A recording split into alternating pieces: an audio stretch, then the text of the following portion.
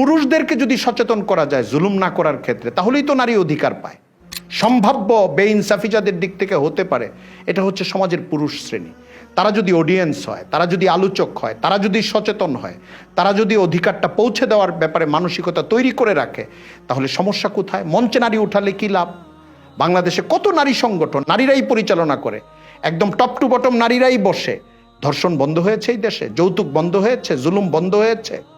আসলে ওইখানে 5 বা 6 জন যে পুরুষরা রয়েছেন, বড় বড় আলেম এবং বড় বড় ইসলামী ব্যক্তিত্ব, এখানে যদি আরও 3 জন নারীকে বোরকা আবৃত, হেজাব আবৃত অবস্থাতেই আনা হতো, তাহলে পরের প্রশ্ন উঠতো যে পুরুষ 6 জন, নারী 3 জন কেন? এরপরে যদি আপনি 6 জন নারীকে আনতেন, 6 জন পুরুষ 6 জন নারী, বা 5 জন পুরুষ 5 জন নারী, যে সব হেজাব পরা নারীদেরকে নিয়ে আসলেন আর এদিকে টুপি পরা পুরুষদেরকে নিয়ে আসলেন, তাহলে হেজাব না পরে, যারা হেজাব পরে না সাধারণ পোশাকের, তাদের ভূমিকা প্রতিনিধিত্ব কে করবে? তাদেরকে কেন আনলেন না? এরপরে বলা হতো আপনি ট্রান্সজেন্ডার নারীদেরকে কেন আনলেন না? তাদেরকেও যদি আপনি আনেন, তারপরে বলবে এলজিবিটি কিউদেরকে কেন আনলেন না? তো এদের এইসব প্রশ্নের সমাধান আপনি কিভাবে করবেন? আসসালামু আলাইকুম রহমতুল্লাহি ওয়া বারাকাতুহু। ওয়ালাইকুম আসসালাম রহমতুল্লাহি ওয়া বারাকাতুহু। গত 23শে আগস্ট 2025 শনিবার ইনসাফ ফাউন্ডেশনের আত্মপ্রকাশমূলক একটা সেমিনার আমরা দেখতে পেলাম। কি উদ্দেশ্যে এটি প্রতিষ্ঠিত হয়েছে, সেমিনারটি কতটুকু সফল হলো, আর আমরা দেখতে পাচ্ছি সেমিনারের মঞ্চের ছবি দিয়ে এক শ্রেণীর মানুষ বলতে চাচ্ছেন যে এখানে ইনসাফ কোথায়, নারীর রিপ্রেজেন্টেশন নেই মঞ্চে অথবা উপবিষ্ট অডিয়েন্সে। এজন্য তারা বলতে চাচ্ছেন এখানে আসলে ইনসাফটাই হয়নি। তো এই বিষয়ে আমরা আপনার মতামত জানতে চাচ্ছিলাম। আপনি সুন্দর এবং দরকারি একটি প্রসঙ্গ উত্থাপন করেছেন। গত 23শে আগস্ট রাজধানীর কৃষিবিদ ইনস্টিটিউট মিলনায়তনে ইনসাফ ফাউন্ডেশন নামে একটি প্রতিষ্ঠান তাদের আত্মপ্রকাশমূলক সেমিনার আয়োজন করেছে, অনুষ্ঠান হয়েছে। এখানে উপস্থিত থাকার সুযোগ আমারও হয়েছিল। এই প্রতিষ্ঠানটি আসলে প্রতিষ্ঠিত হয়েছে নারীদের অধিকার, মর্যাদা, সম্মান, নিরাপত্তা এসব নিয়ে কাজ করার জন্য। সেই হিসাবে সেমিনারের প্রাথমিক সাফল্য বলতে যা বোঝানো হয়, ভালো উপস্থিতি ছিল এবং বিভিন্ন মহলের উপস্থিতি ছিল, এবং হলের পেছন দিকে পর্দায় ঘেরা ছিল বা পর্দা দিয়ে আলাদা করা ছিল, কিন্তু একই হলে নারীদের একটা বিপুল অংশগ্রহণ ছিল। গোটা সেমিনার সুন্দর, তার বক্তব্য, প্রবন্ধ সব উপস্থাপিত হয়েছে। সেমিনার সুন্দর। এখন সামনে কাজগুলো সমাজে ছড়িয়ে দেওয়া এবং নারীর নিরাপত্তা, মর্যাদা, অধিকার নিয়ে কাজ করার যে ঘরোয়া বিষয় থাকে, মাঠের বিষয় থাকে, এবং বিভিন্ন কেস বা ইস্যু সামনে আসলে কাজ করার ব্যাপার থাকে, এরকম বিভিন্ন পরিধির কাজ, এটা হচ্ছে গুরুত্বপূর্ণ। আশা করি প্রতিষ্ঠান সামনে এই কাজগুলো সুন্দর করে করবে।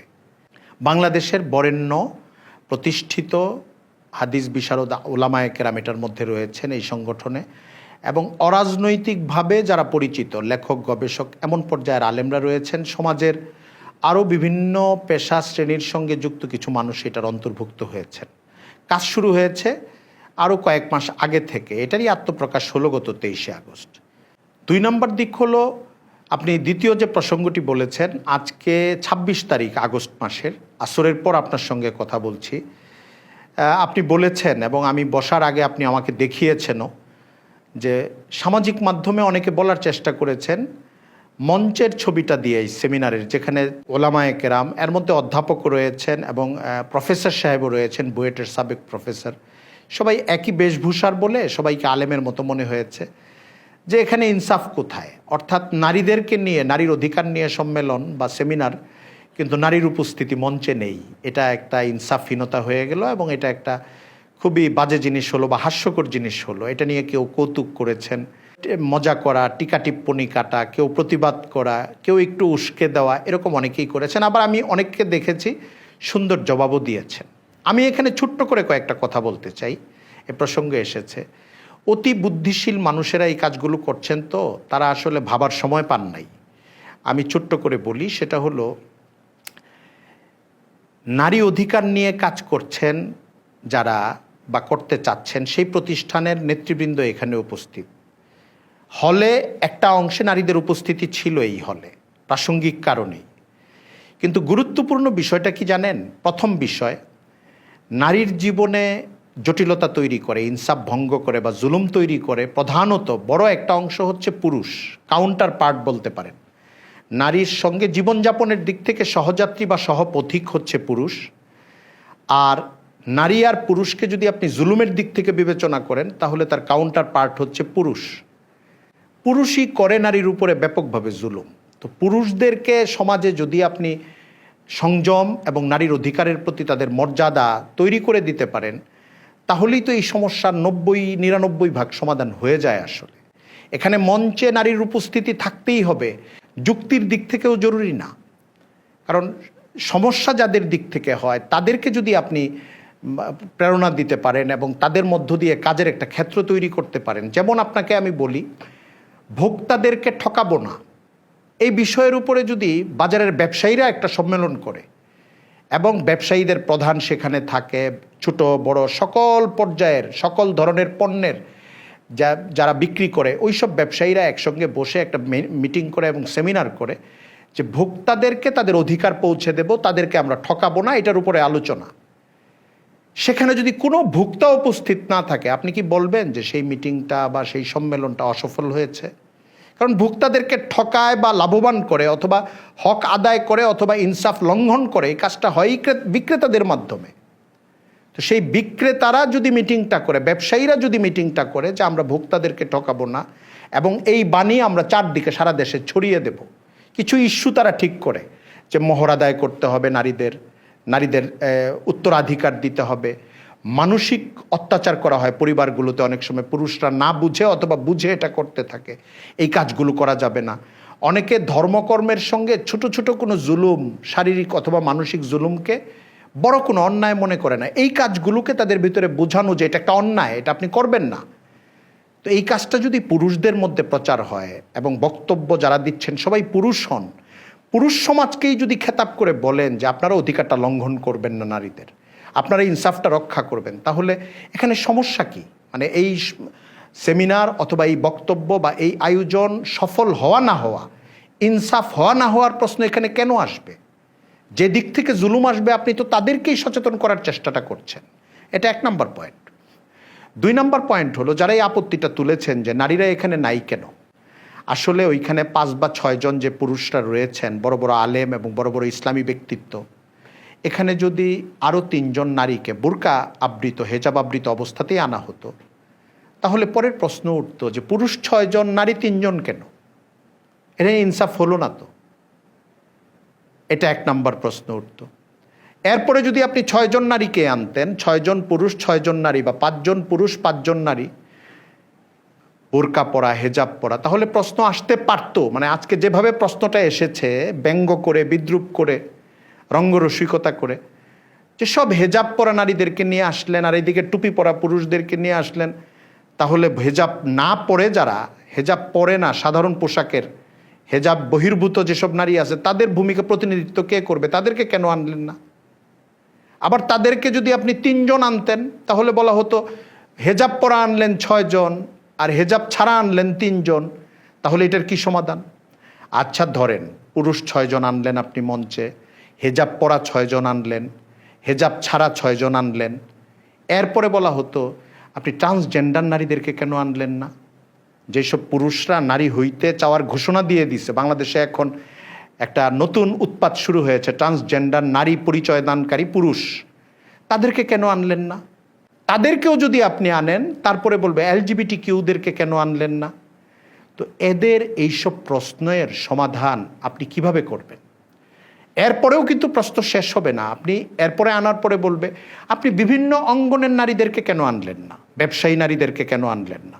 যদি তাদেরকে আনেন, তারপরে বলা হবে শোবিজে যেসব নারীরা আছে তাদেরকে কেন আনলেন না, তারাও তো বিশাল একটা নারীদের প্রতিনিধিত্ব করে। তখন এইভাবে প্রশ্ন হতে থাকবে, এটা আসলে আপনি সমাধান করতে পারবেন না। 3 নম্বর দিক বলি আপনাকে, সেটা হলো এখানে যারা নারী অধিকার নিয়ে কথা বলার জন্য মঞ্চে উপস্থিত হয়েছেন, প্রবন্ধ উপস্থাপিত হয়েছে, মৌলিক একটা কথা হচ্ছে ইসলামী দৃষ্টিভঙ্গি, জীবনযাপন নীতিকে অনুসরণ করেই তারা কাজ করবেন। তো এটা খুব স্বাভাবিক জিনিস। তারা অধিকারের কথাগুলো, মর্যাদার কথাগুলো এবং নিরাপত্তার কথাগুলো এবং কাজগুলো করবেন ইসলামী আলোকে, ইসলামী শরিয়ার আলোকে, নীতির আলোকে। এবং এটাও এই দেশে অনেক বেশি প্রয়োজন, বাস্তব দিক থেকেও প্রয়োজন।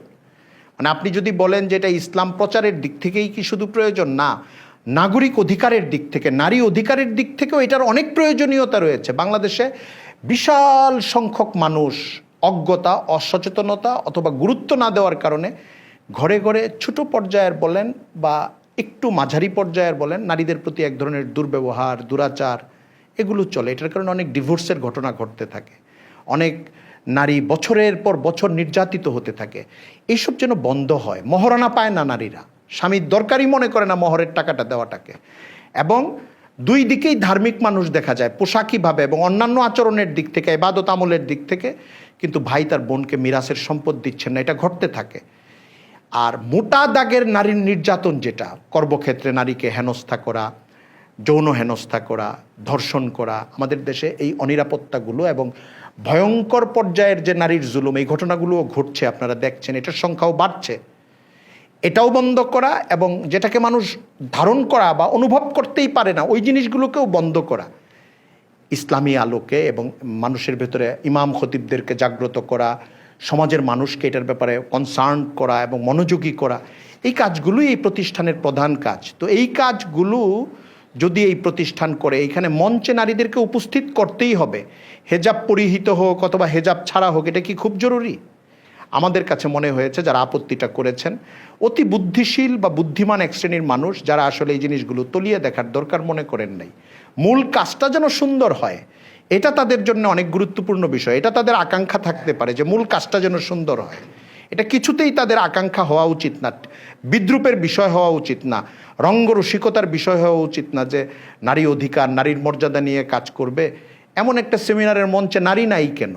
কিন্তু আমার কাছে মনে হয়েছে মূল বিষয়টার কাছে এটা কোনো গুরুত্বপূর্ণ বিষয়ই না। আর চতুর্থ একটা কথা বলতে পারি, সেটা হলো সেকুলারিস্টরা বাংলাদেশে যারা ধর্মনিরপেক্ষতাবাদী, এরা বিভিন্ন ক্ষেত্রে তাদের কিছু ফর্মুলা দাঁড় করিয়ে দেয় যে এটা এইভাবে হলে এটা হইল, না হলে হইল না। নারীর অধিকার নিয়ে কাজ করার ক্ষেত্রে বা ইসলাম প্রচারের ক্ষেত্রে বা মানবিক কোনো কাজের ক্ষেত্রে যেখানে নারীরা আলাদা হয়ে কাজ করবে বা পুরুষরা আলাদা হয়ে কাজ করবে, এই দুইজনকে একটা স্টেজে একসাথে না করলে এটা অন্তর্ভুক্তি ঘটবে না, এটা যথার্থ হবে না। এটা তো ওদের ফর্মুলা, এটা ইসলামের ফর্মুলা না তো। ওদের ফর্মুলা কি বাংলাদেশের 85% মানুষের মেনে নিতে হবে? এটা জরুরি। তাদের এই মাইন্ডসেট তৈরি হয়েছে কিভাবে? তাদের এই মানে একটা অনভিপ্রেত, অনধিকার চর্চামূলক একটা মানসিকতা তাদের ভিতরে কি কারণে তৈরি হলো যে তাদের মতো করেই উপস্থিতি ঘটাতে হবে, তাদের মতো করেই প্রতিনিধিত্ব করতে হবে, তাদের মতো করেই সংখ্যার বিচার করতে হবে, তাদের মতো করেই জিনিসটার সজ্জাদার করাতে হবে? এরকম তো না। ইসলাম একটা বিধান দিয়েছে, নারীদের জন্য এমন অনেক মজলিস হতে পারে যেটা নারীরা করবেন, পুরুষদের জন্য এমন অনেক মজলিস হতে পারে যেটা পুরুষরা করবেন। কিন্তু আপনি প্রশ্ন উঠিয়েছেন নারী অধিকার নিয়ে সেমিনার, কিন্তু মঞ্চে নারী নেই, দরকার নেই। নারী উপস্থিতি ছিল, পর্দার আড়ালে ছিল, কিন্তু মঞ্চে উপস্থিতি এই জন্যে দরকার নেই। আমি আবারও প্রথম কথাটা বলি, পুরুষদেরকে যদি সচেতন করা যায় জুলুম না করার ক্ষেত্রে, তাহলেই তো নারী অধিকার পায়। এখানে কাউন্টার পার্ট নারীর যারা জুলুম করেনেওয়ালা সংখ্যা যাদের দিক থেকে আসে, সম্ভাব্য বেইনসাফি যাদের দিক থেকে হতে পারে, এটা হচ্ছে সমাজের পুরুষ শ্রেণী। তারা যদি অডিয়েন্স হয়, তারা যদি আলোচক হয়, তারা যদি সচেতন হয়, তারা যদি অধিকারটা পৌঁছে দেওয়ার ব্যাপারে মানসিকতা তৈরি করে রাখে, তাহলে সমস্যা কোথায়? মঞ্চে নারী উঠালে কি লাভ? বাংলাদেশে কত নারী সংগঠন, নারীরাই পরিচালনা করে, একদম টপ টু বটম নারীরাই বসে। ধর্ষণ বন্ধ হয়েছে এই দেশে, যৌতুক বন্ধ হয়েছে, জুলুম বন্ধ হয়েছে। কাজের কথা বাদ দিয়ে খোঁচাখুচির মধ্যে এরা ব্যস্ত হয়েছে। এবং সকলের কাছে যেটা দোয়া চাই, ইনসাফ ফাউন্ডেশন যেন সামনের কাজগুলো সুন্দর করে করতে পারে। দাম্পত্যের কোথাও কোনো বিশৃঙ্খলা ঘটলে সেখানে সুন্দর সমাধান দিতে পারে, যৌতুক নিয়ে জটিলতা তৈরি হলে যেন এটা দূর করতে পারে।